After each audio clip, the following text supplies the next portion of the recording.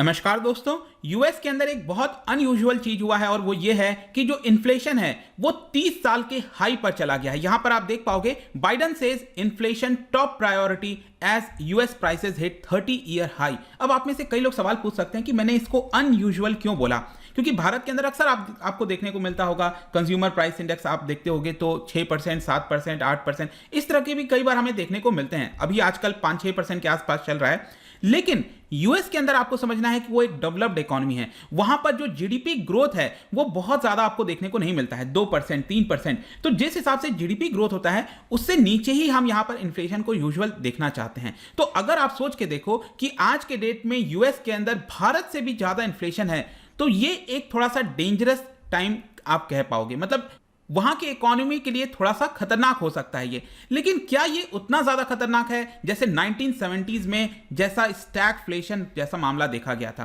तो इसी के बारे में मैं आपसे डिस्कस करने वाला हूं कि एग्जैक्टली हो क्या रहा है यूएस के अंदर, यहां पर क्यों ये इन्फ्लेशन हमें देखने को मिला और 1970s का स्टैगफ्लेशन से क्यों जोड़कर देखा गया, क्या इससे कोई खतरा हो सकता है। काफी कुछ जानने को है, चलिए आगे बढ़ते हैं। लेकिन उसके पहले अगर आप यूपीएससी या फिर किसी भी एग्जाम की तैयारी कर रहे हैं तो आप हमारे ऐप को डाउनलोड करिए या फिर studyIQ.com विजिट कर सकते हैं, वहां पर सारी जानकारी आपको मिल जाएगी।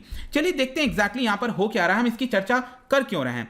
सबसे पहले मैं आपको बताऊं तो 1990 में, इनफैक्ट ये प्रॉपर आप ग्राफ देख पाओगे, 1990 में ये जो इन्फ्लेशन है ऐसा कुछ आपको देखने को मिल रहा होगा। ठीक है, देखो ये जो बार है ना, ये लंबे लंबे जो बार आप देख रहे हो ये कंज्यूमर प्राइस इंडेक्स को दिखा रहा है, और ये जो ग्रीन कलर का आप ये देख रहे हो लाइन, ये कोर सीपीआई को दिखा रहा है। कोर का मतलब ये होता है कि जो नॉर्मल ओवरऑल जो कंज्यूमर प्राइस इंडेक्स है उसमें से आप फूड और जो फ्यूल है उसको हटा देंगे तो वो कोर बन जाता है। ठीक है, तो यहां पर आप देखिए कि 1990 के बाद से ऐसा लेवल अभी के बीच में देखा गया है। मतलब ये बेसिकली हम कंपेयर कर रहे हैं कि जो अक्टूबर का महीना गया है, अक्टूबर में 2021 के अक्टूबर में इसको कंपेयर किया जा रहा है 2020 के अक्टूबर से, तो उसके मुकाबले 2021 के अक्टूबर के महीने में कितना इन्फ्लेशन हुआ है, तो it is more than 6%, 6.2% in fact ये इन्फ्लेशन आपको देखने को मिलेगा। और बताया जा रहा है कि ये इन्फ्लेशन आगे आने वाले वर्ष में भी जाता हुआ दिखेगा, और उसका मेन कारण वो ये है कि ग्लोबल सप्लाई चेन। मैं आपसे आगे और अच्छे से डिस्कस करूंगा कि ये एग्जैक्टली क्यों हो रहा है। लेकिन अभी के लिए अगर आप देखिए तो जो इन्फ्लेशन है वो जाहिर सी बात है कि जो फैमिलीज होती हैं स्पेशली मिडिल और लोअर मिडिल क्लास, उनको बहुत ज्यादा परेशान करती हैं। तो ब्रेकफास्ट टेबल पर जैसे खाने के जो आइटम्स वगैरह हैं 20% बेकन, और इसके अलावा जो एग प्राइस हो गया 12%, गैसोलीन हो गया जो पेट्रोल होता है 50% आप देखिए, इसके अलावा यहां पर यूज्ड कार 26%, इस तरह का प्राइसेस आपको देखने को मिलेगा। ऑल्दो ऐसा नहीं है कि इनकम नहीं हुआ है, अगर आप देखिए तो बहुत सारे जो एम्प्लॉयमेंट है वर्कर्स हैं उनका इनकम जो राइज है ना, पे राइज, वो भी आपको देखने को मिलेगा। लेकिन उसके कंपैरिजन में जो इन्फ्लेशन है उसके मामले में अगर आप देखिए तो उतना ज्यादा पे राइज नहीं देखने को मिला है। जैसे कि लास्ट मंथ से अगर आप कंपेयर करोगे अक्टूबर वाला महीने का, तो बताया जा रहा है कि जितना इनकम में राइज हुआ है, पे में इंक्रीज हुआ है और जितना इन्फ्लेशन हुआ है, तो एक्चुअल में अगर आप देखो तो यहां पर जो आपका इनकम है वो 1.2% गिरा है। मतलब आप कह सकते हो आपका इनकम 5% से राइज कर रहा है, लेकिन इन्फ्लेशन यहां पर 6.2% से राइज कर रहा है। तो मतलब क्या हुआ? मतलब तो यही हुआ ना कि आपका एक्चुअल में इनकम गिरा है, आपकी जो परचेजिंग पावर कैपेसिटी है वो यहां पर कम हुई है। तो अब क्वेश्चन आता है कि ये प्राइस स्पाइक क्यों हो रहा है, क्यों इतना इन्फ्लेशन हो रहा है? इसके लिए आपको थोड़ा सा बैकग्राउंड में जाना होगा, थोड़ा सा कोविड के समय जाना होगा। कोविड-19 जब स्टार्ट हुआ था तो यूएस की इकोनॉमी आपको याद होगा कोलैप्स हो गई थी, जब लॉकडाउन वगैरह लगा था, बिजनेस कोलैप्स हो गए थे, जो कंज्यूमर्स हैं वो अपने घर में रह रहे थे। इनफैक्ट अगर आप देखिए जो एम्प्लॉयर्स हैं उन्होंने 22 मिलियन जॉब्स को हटा दिया था। सोच के देखिए 22 मिलियन मतलब हो गया 2.2 करोड़ जॉब्स, इनको यहां पर हटा दिया था, क्योंकि जाहिर सी बात है अगर जो बिजनेसेस हैं उनकी कमाई नहीं होगी तो वो लोग जॉब में क्यों रखेंगे लोगों को। और इसकी वजह से आप देखिए एनुअल रेट के हिसाब से 31% यहां पर डाउनफॉल हुआ था अप्रैल से जून क्वार्टर का। और इसी की वजह से यहां पर अपने आप को प्रिपेयर करने के लिए जो कंपनीज हैं उन्होंने फर्दर अपना इन्वेस्टमेंट जो है वो कम कर दिया, और एक प्रकार से आप कह सकते हो वो रिसेशन के अंदर चली गई इकोनॉमी। और फर्दर यहां पर आप देखिए कि ऐसा सोचा जा रहा था कि ये इकोनॉमी रिकवर करेगी नहीं करेगी, बहुत सारे यहां पर डाउट्स लग रहे थे। लेकिन अनएक्सपेक्टेडली आपने भारत में भी देखा होगा, अनएक्सपेक्टेडली यहां पर बहुत ही अच्छी रिकवरी देखने को मिल रही है। और इसका मेन कारण यह है कि जो गवर्नमेंट है उन्होंने बड़े मात्रा में जो स्पेंडिंग है उसको किया है। जो वहां की रिजर्व, वहां की जो सेंट्रल बैंक है, जैसे हमारे पास आरबीआई है, वहां पर इसको फेडरल रिजर्व कहते हैं, उन्होंने कुछ ऐसे मूव्स चले हैं ताकि ज्यादा लिक्विडिटी रहे, ज्यादा पैसा रहे। और ये एक कारण बताया जा रहा है कि यहां पर रिकवरी भी बहुत ही ज्यादा अनएक्सपेक्टेड हो गया, मतलब जितना सोचा गया था उससे कहीं बेहतर हुआ है। इसके अलावा वैक्सीन के रोल आउट जैसे जैसे होते जा रहे हैं, लोग घरों के बाहर निकल रहे हैं, रेस्टोरेंट, बार, शॉप्स हर जगह यहां पर जा रहे हैं। लेकिन अब आप सोचो कि अचानक से डिमांड बढ़ जाए। अब इसकी वजह से क्या हुआ है, अचानक से डिमांड बढ़ गया है, रिकवरी अच्छी हो रही है, लोग बाहर निकलना चाह रहे हैं, तो बिजनेसेस इसको लेकर कोप अप नहीं कर पा रहे हैं। मतलब जितना डिमांड आ रहा है मार्केट में उसके हिसाब से सप्लाई नहीं आ पा रहा है। आई होप कि इस चीज को आप लिंक कर पा रहे होगे। इनफैक्ट बहुत सारे बिजनेस आप वापस से जॉब देना चाहते हैं, बहुत सारी जॉब ओपनिंग्स मिली हैं, 10.4 मिलियन।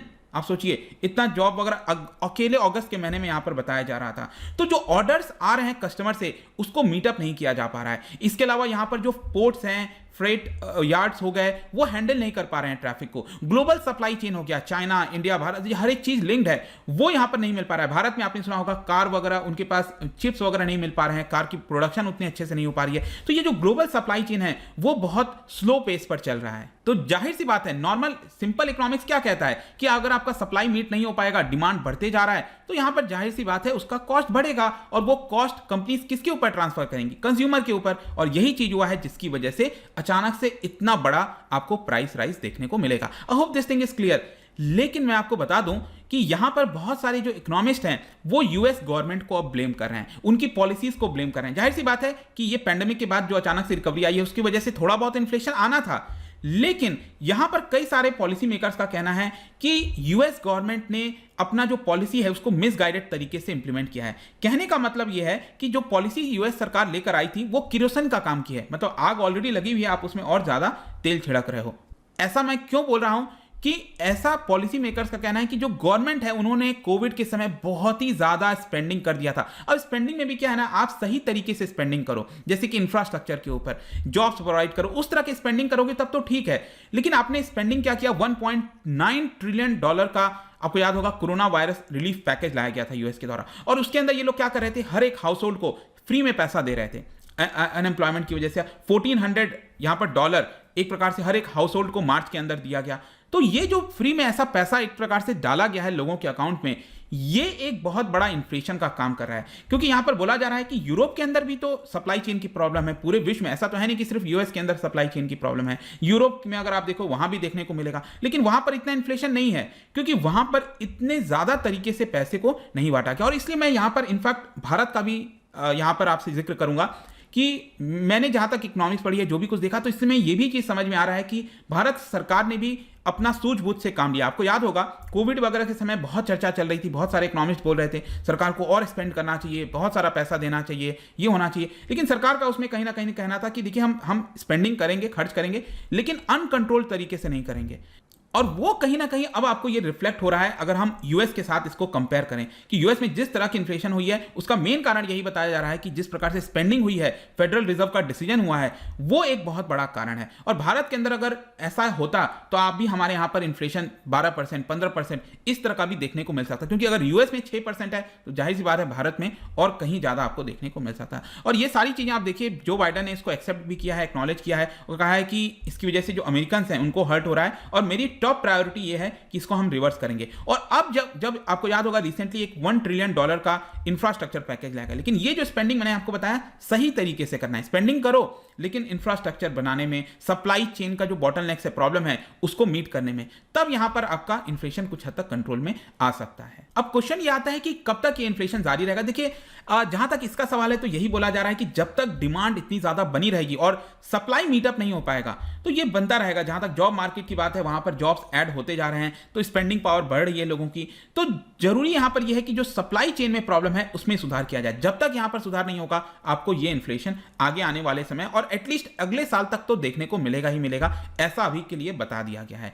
नेक्स्ट यहां पर जैसा मैंने आपको स्टार्टिंग में बोला था कि क्या ये 1970 में क्या हुआ था कि स्टैगफ्लेशन जैसा पूरा मामला आया था। देखो 1970 के पहले अगर आप देखोगे ना, जो इकोनॉमिस्ट थे उनका सिंपल सा यही फॉर्मूला होता था कि अगर जीडीपी बढ़ेगी, ग्रोथ बढ़ेगी तो ही आपका इन्फ्लेशन बढ़ेगा। जीडीपी यहां पर नीचे जाएगी तो यहां पर आपका इन्फ्लेशन भी नीचे जाएगा। एक नॉर्मल ऐसा पॉजिटिव एक जो है वो कोरिलेशन आपको देखने को मिलता था। लेकिन 1970s में क्या हुआ, जस्ट इसका उल्टा हो गया।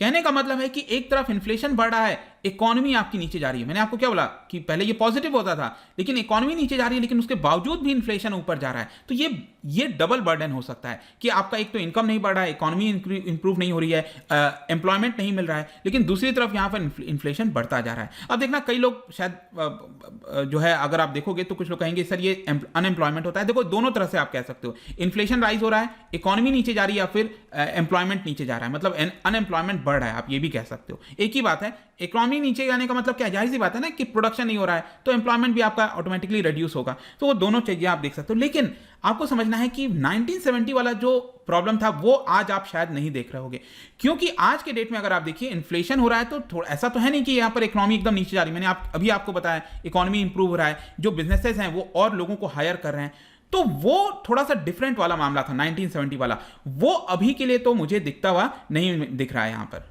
यहां पर जितने भी सर्वे वगैरह किए गए थे, लोगों का ऑलरेडी एक्सपेक्टेशन था कि इन्फ्लेशन बढ़ेगा। यहां पर 2008 के बाद से आप देखिए लोगों का एक्सपेक्टेशन अभी तक का सबसे हाईएस्ट है कि इन्फ्लेशन बढ़ेगा, लेकिन वो उतना ज्यादा परेशान नहीं है, वरीड नहीं है, क्योंकि उनको लगता है कि जॉब मार्केट अभी अच्छा है, लोग हायर कर रहे हैं, तो इसको लेकर बहुत ज्यादा उतनी चिंता की बात नहीं है। तो ये तो आई होप आप समझ गए होंगे। आखिरी में जाने से पहले कुछ लोगों का और सवाल आ सकता है कि क्या भारत के ऊपर इंपैक्ट होगा। देखिए जाहिर सी बात है, यूएस जैसी बड़ी इकोनॉमी के अगर कोई इंपैक्ट होता है तो उसका रिलेशन भारत में भी देखने को मिलेगा।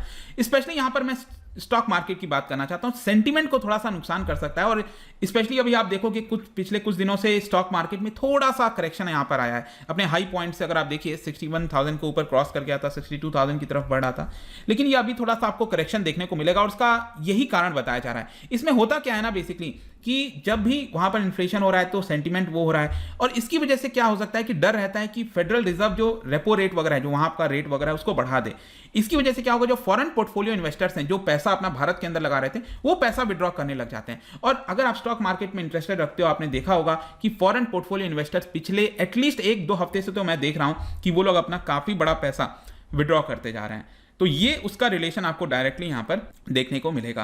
I hope this thing is very clear कि किस तरह का क्या रिलेशन हो सकता है। यही था आपका US inflation hits 30 year high. I hope कि हर एक को रिलेशन आपको समझ में आ गया होगा। जाने से पहले एक इंटरेस्टिंग क्वेश्चन इसी से रिलेटेड 2 स्टेटमेंट है, बताइए कौन सा करेक्ट होगा। इसका राइट आंसर आपको पता ही है, मेरे इंस्टाग्राम पर तो मिलेगा ही, वहां पर अगर आप नहीं हो कोई बात नहीं, टेलीग्राम से भी ले सकते हैं इसका सही उत्तर। मैं कई सारे एमसीक्यूज यहां पर डालता रहता हूं स्टोरीज के फॉर्म में, आप जाकर प्ले कर सकते हो। बाकी अगर आपको पीडीएफ चाहिए तो टेलीग्राम पर आइए, अलग अलग सोशल मीडिया पर भी आप जुड़ सकते हैं। साथ ही साथ यूपीएससी या फिर किसी भी एग्जाम की तैयारी कर रहे हैं तो आप हमारे ऐप को डाउनलोड कर लीजिए। आई होप कि वीडियो आपको पसंद आएगा। मिलता हूं आपसे next time, till then thank you very much, see you soon.